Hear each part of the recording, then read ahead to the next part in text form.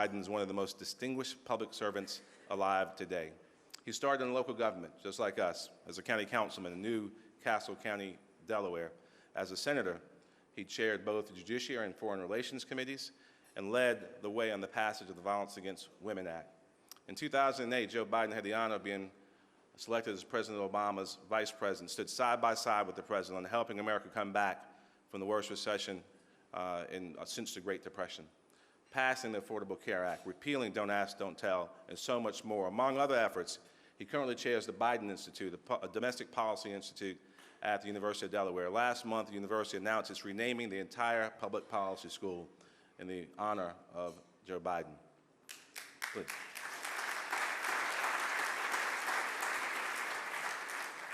I'd like to personally thank Vice President Joe Biden for going to bat for the nation's mayors during his time in the Senate, his time in the White House, and still today. It's my pleasure to introduce the 47th Vice President of the United States and our friend, Joe Biden.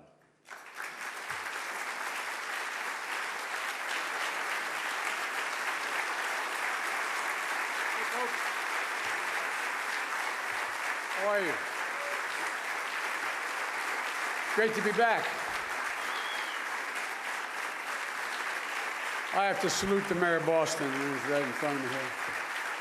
Thank you very much. You're very kind. You must have been sitting a long time. That's why you're standing, but thank you. You know that famous phrase I remember as a student reading about Adlai Stevenson running for president. He had a famous phrase. He said, "Flattery is fine as long as you don't inhale."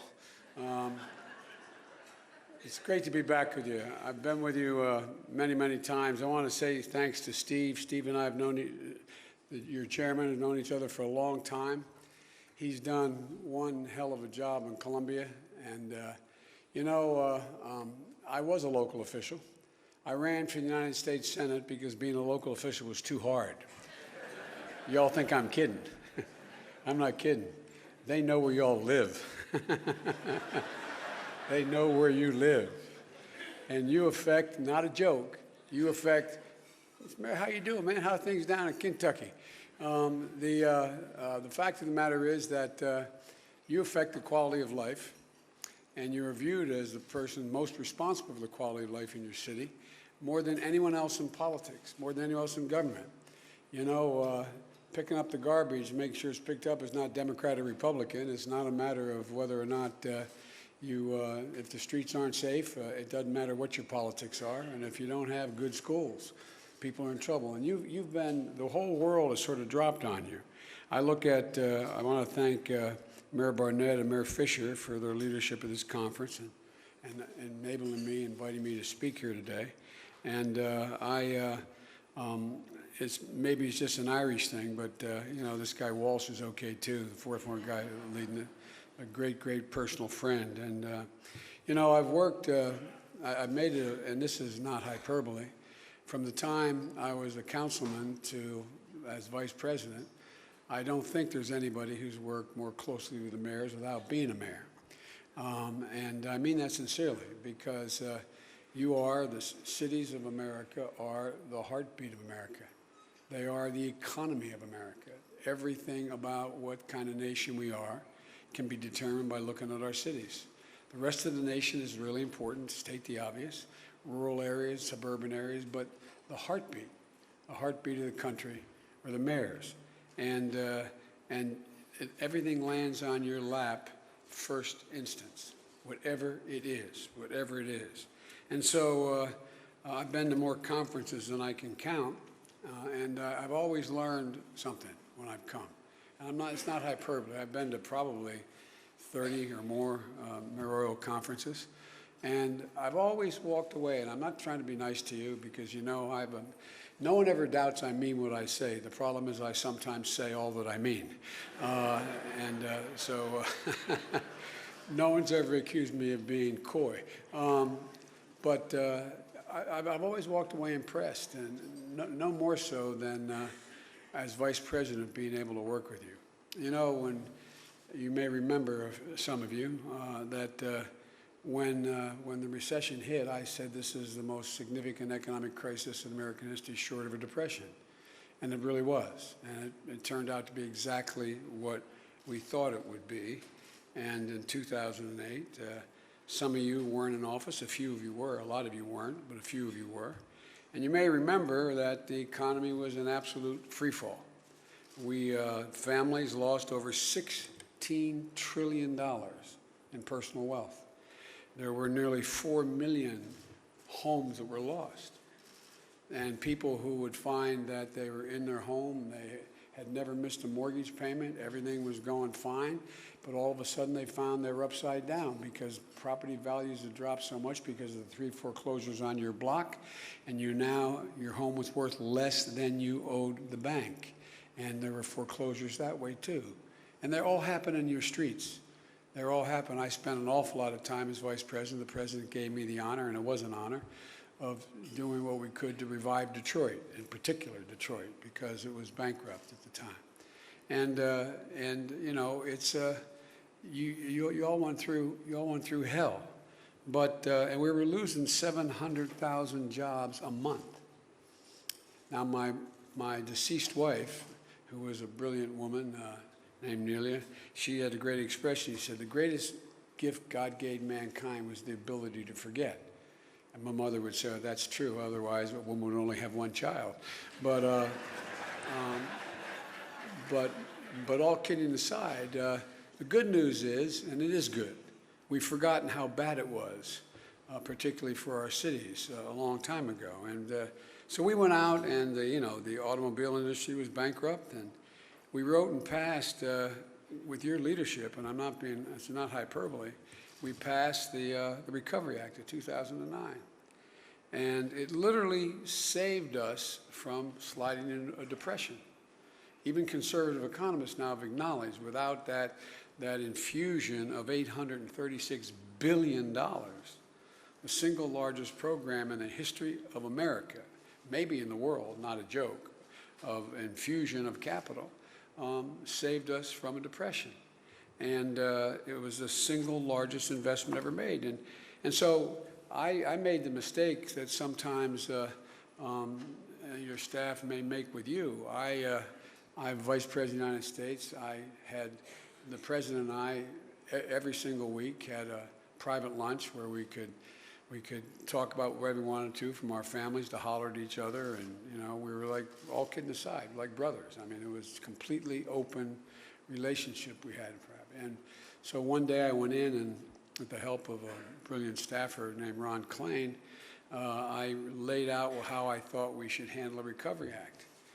I never did it again. He took the memo and said, great, do it, and slid it back down the dining room table.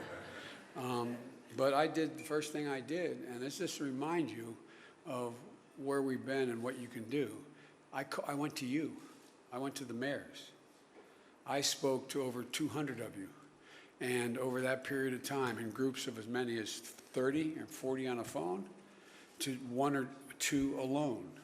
And the truth of the matter is that you are the reason why the mayors, and to some extent, but not as much the governors, are the reason why we came through all this. The reason I'm telling you that is that we're in a situation now where, as a couple of my friends out there that I see that work in our administration know, is that this is a pretty dysfunctional town, to state the obvious. I know that's a shock to hear somebody say that, but here's the deal. The more dysfunctional this town has become, the more consequential local officials become. Not a joke. It's a reality. It's a reality. All the innovation in America is coming from the governors, the mayors, the county executives. It's coming up. It literally is bubbling up. It's the reason why we haven't seen much, in my view. And I know, look, I get in trouble. I read in the New York Times today that one of my problems is if I ever run for president, I like Republicans. Okay, well, bless me, Father, if I have sinned. But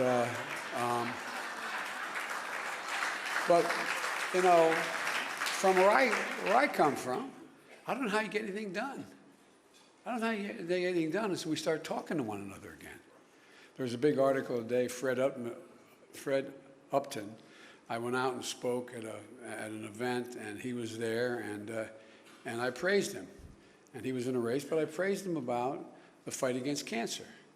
His vote and his ability to join me in there's a Cures Act that was passed that was it turns out over $8.5 billion to fight cancer. And it mattered, save people's lives. And he stepped up, he and 3 other Republicans stepped up and helped us pass it. And so I acknowledge that, and now I don't know what I am. Anyway, the point of the matter is that at your level, where the rubber meets the road, I don't find a lot of distinction between the problems Republican mayors face and Democratic mayors face. We have different philosophies, but we want to get things done. And you know, at the time when this god-awful recession hit, it wasn't just that your infrastructure was in shambles. It wasn't all the things that you know and the impacts on employment in your cities and the like, but your schools were shutting down. Remember? Remember you couldn't pay your teachers. Remember there were thousands of school districts that were in real trouble. They were talking about doubling the size of classes because there was not enough money to keep the teachers employed. So we came along in that act, and Barack and I actually sat down and wrote that in the interregnum period to try to figure out how to change government a little bit. We decided that we put $97 billion into the schools, the single largest infusion of money in education any single time in American history. $97 billion. But it kept your schools open. It kept people, their education from falling behind and losing a year or 2. But the point I'm making is that you guys did it. It saved 368,000 teachers' jobs, but you implemented it. You implemented it. And you know that we invested $48 billion. $48 billion in infrastructure projects. We rebuilt 42,000 miles of highways and 2,700 bridges. I remember getting a call from, at the time, the governor of Pennsylvania, Ed Rendell, talking about 2 cities which were literally divided by a stream or a creek and a bridge you couldn't cross with a fire engine. So people were losing lives. It took another 25 minutes to get around and to get to where the fire was, and it was only, if you could cross the bridge, a matter of 5 minutes. And so, but you were the ones that came forward with the ideas that were needed to revitalize your cities. And we had a thing called Tiger Grants, $5.1 billion for 421 projects. The money went directly to mayors, directly to their communities, because one of the things we wrote into the law was you didn't have to go through the legislature to get this. You didn't have to go in and have it divided up 75 different ways. It went straight to the mayors, straight to the mayors. In St. Paul, Minnesota, Mayor Carter knows one of those grants helped the Union Depot and revitalize it, the hub of public transportation in that city. It was a $35 million grant, but since that grant, the mayor and his successors and everyone in that city, it reopened and it added $2.2 billion in private investment. It leveraged $2.2 billion in private investment that's flowed into those neighborhoods. It's a different part of town. I don't know whether Mayor Duggan is here, but if Mayor Duggan from Detroit is here, he can tell you what's happened in downtown Detroit by minor investments by the federal government that had phenomenal impact on what it was able to attract. And the point of, you have, like I said, you have, at the depot, you now have a farmer's market, a new minor league ballpark, families go out there on the weekend. Look, and again, the nonpartisan U.S. Government Accounting Office did a study about how well you all manage the money we gave you. Less than 0.2% was wasted or was fraudulent. Less than 0.2%. The largest government program in history with less than 0.2% waste, fraud, or abuse in the program. Now, okay, Biden, why are you going back on this, this magical, mystical tour here, about what happened before? Well, we worked together. Recovery Act required us, Democrats, Republicans, presidents, vice presidents, mayors, senators, governors, to work together because our back was against the wall. And the end result of this was we'd have 75 straight months of economic growth, the longest in American history. And added 15 million jobs. You brought the unemployment rate down, from 10% to 4.8% by 17, and it's now down even lower. The point of raising this is, in order to get something done, I know where to go, we should know where to go. We got to go to the mayors. Got to go home. Not a joke. And two, we got to remember, which bothers me today, I know I'm referred to when we're in the White House as the White House optimist, like as my grandfather would say, like I fell off the turnip truck yesterday. I'm there longer than all of them. But the reason I'm optimistic, I know the history of the journey of this country. And folks, we're walking around with our heads bowed too much. Walking around with, oh my God, how can we handle these problems we face? What are we going to do? We're in real trouble. We are in trouble. But we've been in so much more trouble in the past. And there's a simple proposition. The American people are capable of doing anything. Give them an even chance. And they've never, ever, ever, ever let us down. And that's why I'm coming to you. Because the fact of the matter is, we need to reestablish this partnership which has fallen by the wayside. I don't know how many times you've been to the White House. I don't know how many times you've had the White House intervene to come tell you how they're going to help the cities. Maybe a lot, I hope. But I haven't seen much of it. It's like we've divided the country into pieces. How can we be one America if we continue down this road? I don't care what your party affiliation is. This isn't just a partnership between the federal government and city governments. It's a partnership with the private sector as well. Embedded in the Recovery Act was the single biggest investment in clean energy in the history of the country. $90 billion. It leveraged $150 billion in the private sector money. The investment helped create hundreds of thousands of clean energy jobs in the years that followed.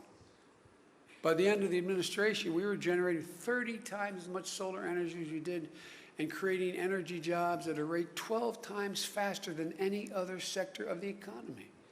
And a lot of it was happening with you. Mayor Caldwell, you know what it meant, the people of Honolulu. You're leading the nation right now in solar watts per person. You don't have to go through your tough neighborhoods and wonder why the asthma rates are higher, why, in fact, there's more illness, why, in fact, there's still lead paint in the wall, that mercury makes a difference whether or not you are going to extend your life or limit the time of your life. You guys see it. You know it. You don't have to be a scientist. You know what happens. You know what the plume off of the energy plant, what it does to neighborhoods, what it does to people. But you see it every day. You see it in hospital admissions, in your hospitals. Look, folks, the fact of the matter is that this is all within our wheelhouse. We went out there, we more than triple wind generation. Today we generate wind power for 24 million homes. There's no reason why we can't quadruple that virtually overnight. This is no longer rocket science. We figured out how to have solar energy as cheap per kilowatt produced as gas. We helped install 16 million meters in your cities and towns to make it easier for people to save energy. weatherized millions of homes, saving $3,000 a year for people. Most of us come from neighborhoods where we weren't all that wealthy. We're not necessarily poor. But let me tell you something. $3,000 a year means the difference between you can pay your insurance, keep your kid in a community college, whether or not you're going to be able to get that new sink, whether you have to put 4 new tires on the car. I don't know where these people live. They don't live in the neighborhoods I grew up in. And we weren't poor. We lived in a nice neighborhood when suburban sprawl was occurring. 3-bedroom split little house, 4 kids and a grandpop. But it was safe. We had good schools. But I tell you what, it mattered whether you had an extra $1,000 a year or $2,000 a year. Very practical things. So what we did was, when these investments we made, we understood along your urging, and I don't know how many mayors I sat with in large groups talking about this as an opportunity. Help me change my streetlights. I can save X amount of energy. Help me move to having all my buses run on propane or natural gas.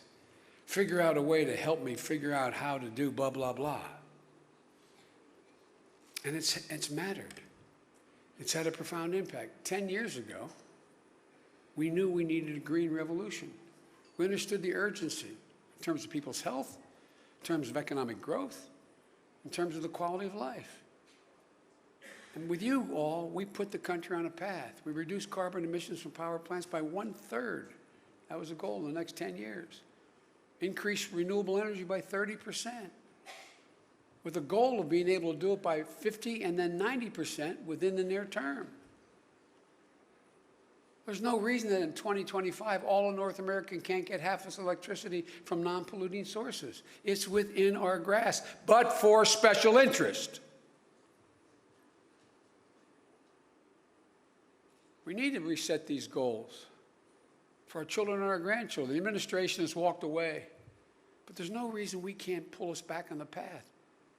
There's unanimity in my party. The vast majority of Republicans agree, and they support the goals as well.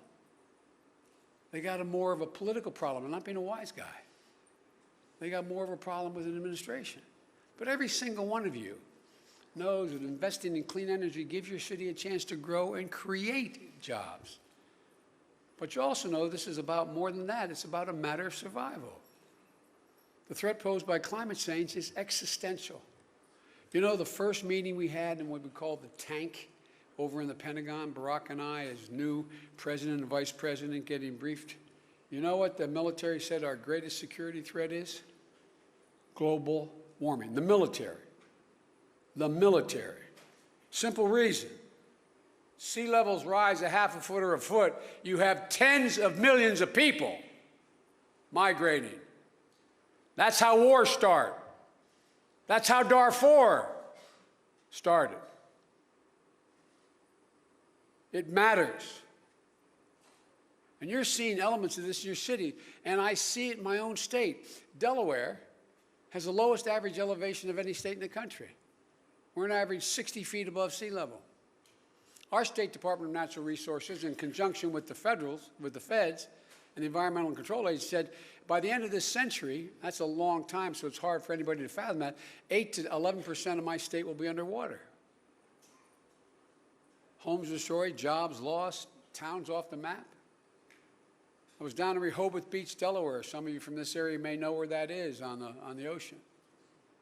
And when the EPA report came out talking about how sea levels are rising, next thing I see, literally the same day, is the National Realtors on the air saying, we've heard these warnings before, don't worry, buy on the beach. Not a joke. So folks, this is real. I don't have to tell you that. But the fact of the matter is that you're in the ground every day. You see it. Hurricanes, droughts, wildfires, mudslides. Mayor Adler, you saw it in Austin. Record rainfall led to sediment clogging up your city's water treatment system. That didn't happen before.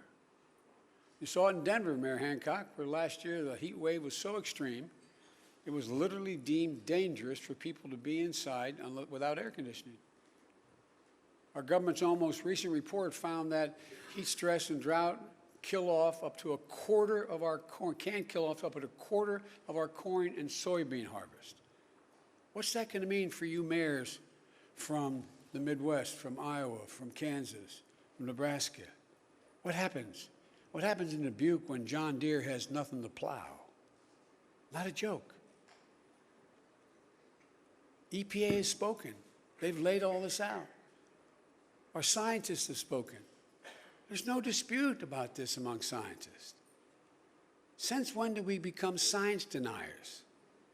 The United Nations told us, whether you agree with the exact number, that we have 12 years to act before it's irreversible. So say it's 10 years or 20 years.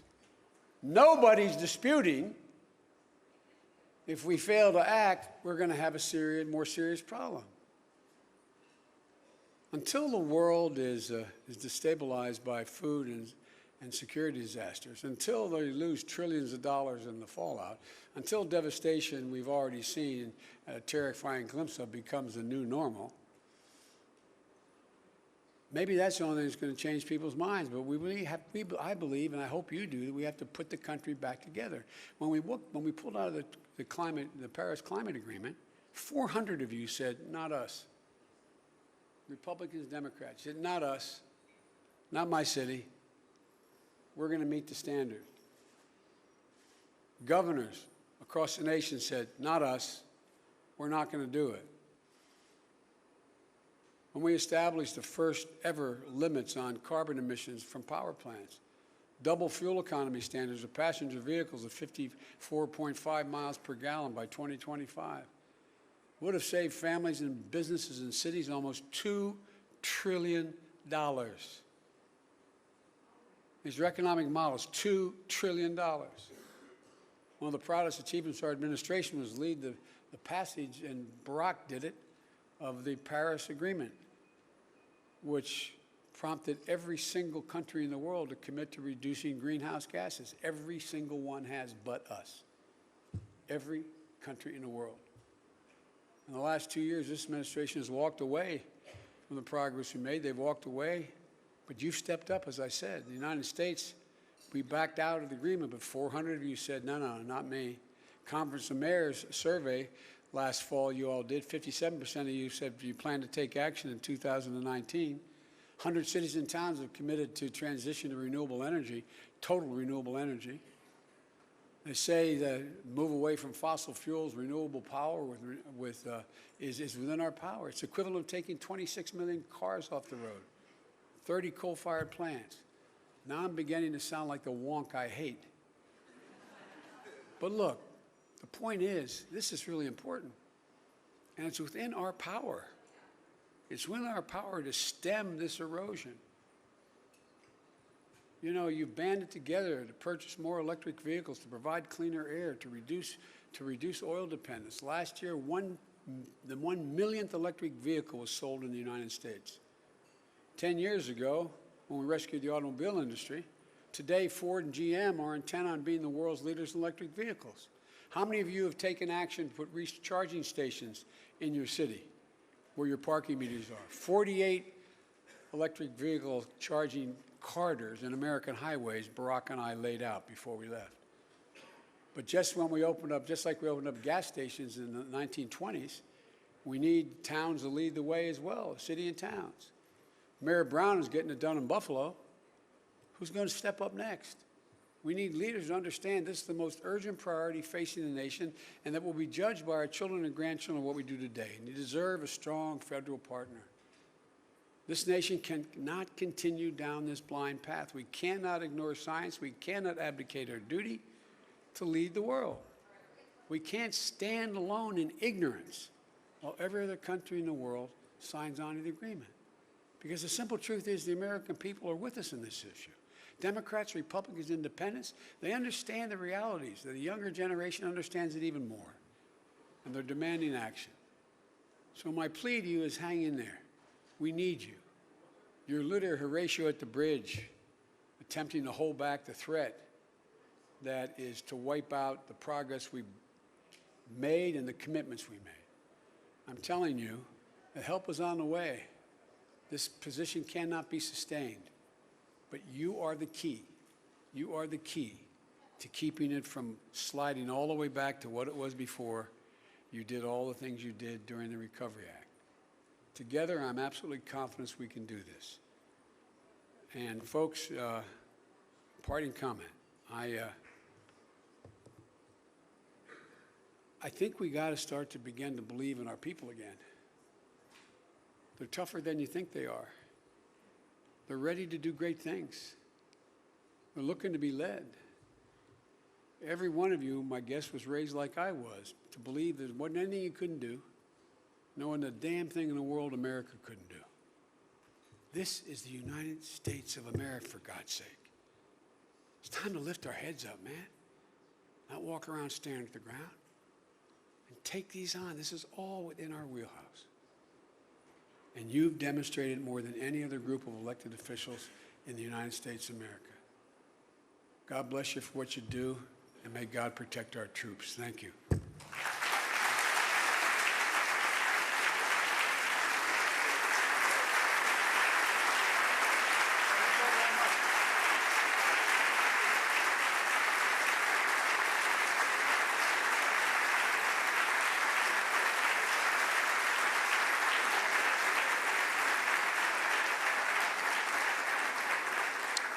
I want to thank Vice President Biden.